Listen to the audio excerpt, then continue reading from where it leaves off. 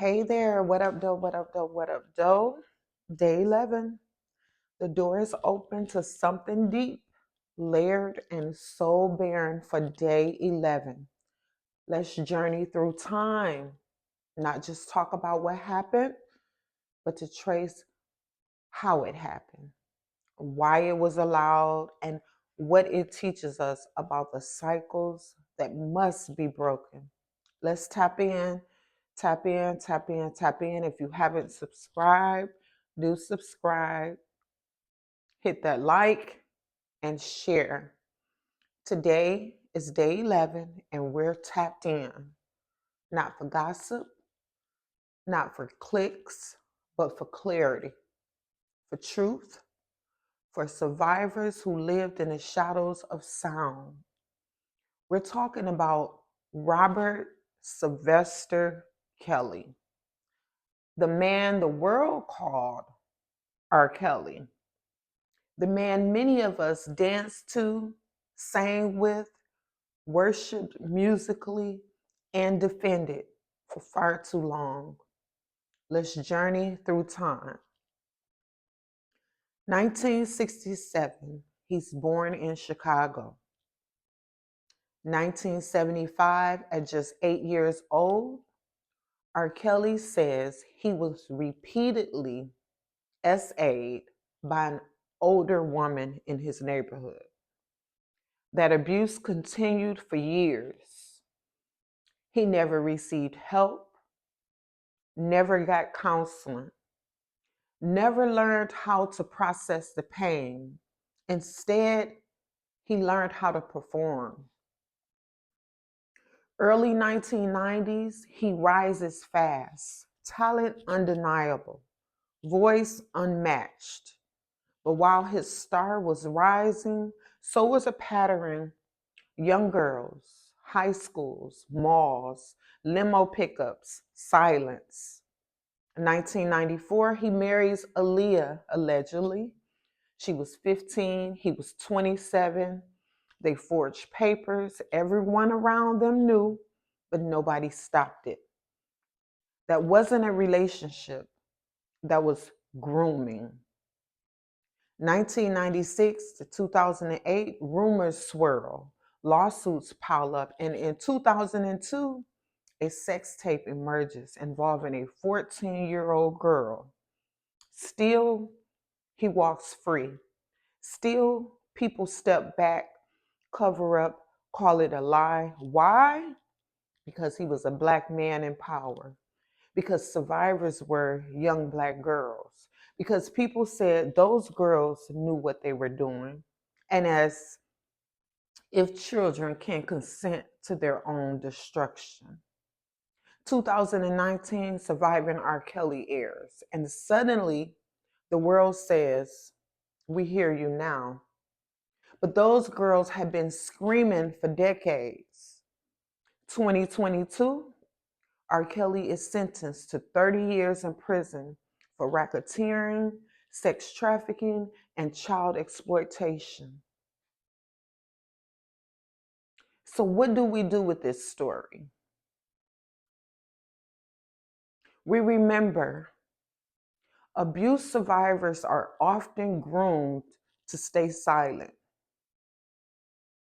Communities are often conditioned to protect power, and predators often start as prey. None of this excuses it, but it does expose it. R. Kelly's story is a tragic cycle. An abused boy becomes an unhealed man who inflicts the very same pain. That's why this month isn't just about protecting children. It's about breaking generational strongholds. It's about naming cycles so we don't repeat them. But so is the trauma. Robert Kelly has always been gifted, his voice timeless, his melodies undeniable, his songwriting deep. But talent doesn't absolve truth. When the vessel is broken, the oil gets tainted. And what we're hearing now is not just music, it's a man still trying to control the narrative from a place of confinement. And I'm talking about residuals. Residuals feels like a response, not remorse. The title alone, Residuals, feels like he's still talking about what he's owed, still focused on fame, money, and legacy, not the lives that were impacted, not the healing that's needed, not the truth he never fully owned. It's like he's reminding the world, I'm still valuable, still powerful, still profiting. But real redemption doesn't sound like that. Real redemption starts with repentance, not royalties. It re traumatizes survivors. Imagine being one of the women or girls who spoke out and hearing your abuser release a song from prison about what's still his. That's not accountability. That's emotional manipulation in surround sound. Come on, y'all. Spiritually, this is echoes of unfinished business. What we're witnessing is a man who knows he's gifted, knows he's fallen, but hasn't let go of the idol of self. And as long as ego remains on the throne, healing can't sit at the table. You can have residuals in the bank and still be bankrupt in the soul. We don't cancel people because they sin.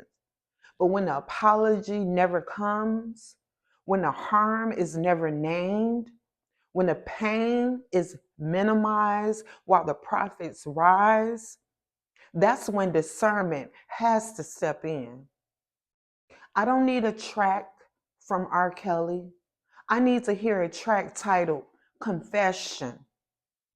Call to action. If you know a child who seems withdrawn, overly sexual, or isolated, don't brush it off. Learn the signs of grooming.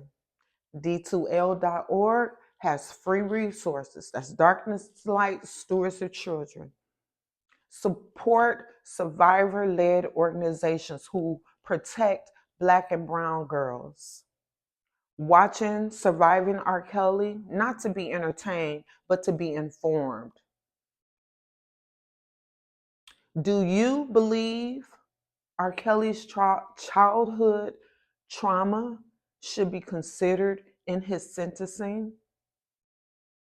Comment yes. It explains thought. It explains, though it doesn't excuse. Drop no. Trauma can't justify harm. Or comment both. It's complex and I see both sides. Or comment I'm still processing. Drop those hashtags that we share for the month. We're adding Surviving R. Kelly Truth. Grooming is not love. Music and manipulation. We raise truth speakers. Trauma to predator. Stop the cycle. Justice for Black girls. Soundtrack to silence. Wounded, not worshipped. Redemption through truth. Call cultural. Call out cultural. Call to action. Have a great day. Happy Friday. Enjoy your weekend.